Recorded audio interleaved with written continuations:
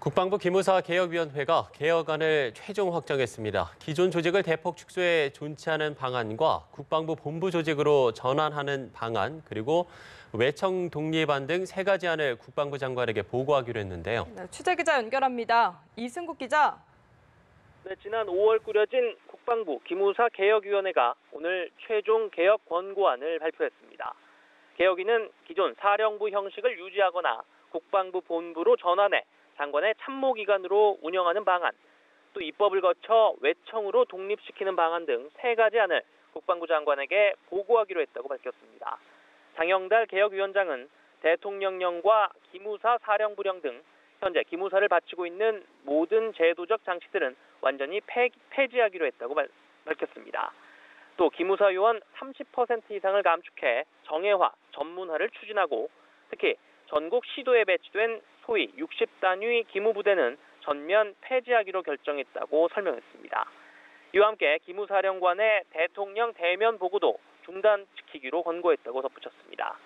개혁위는 혁신적인 변화를 통해 다시는 기무사가 정치 개입이나 민간인 사찰 등을 하지 못하도록 하겠다고 강조했습니다. 송영무 국방부 장관은 기무사 개혁위의 개혁 권고안을 바탕으로 최종 개혁안을 청와대에 보고할 계획입니다. 네, 그리고 기무사의 계엄령 검토 문건을 수사하고 있는 군 특별수사단이 지금 상황 발표도 있었죠?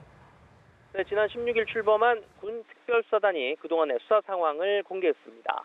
특수단은 기무사에 대한 압수수색과 계엄 문건 작성, TF 구성원 등 기무사 요원 25명에 대한 소환 조사 등을 진행했다고 밝혔는데요.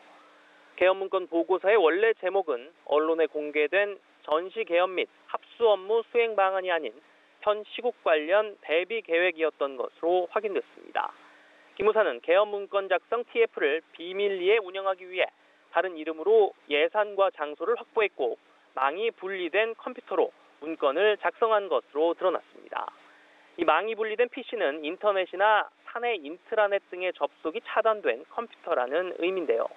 그만큼 철저한 보안 속에 문건 작성이 이루어졌다는 뜻으로 해석됩니다.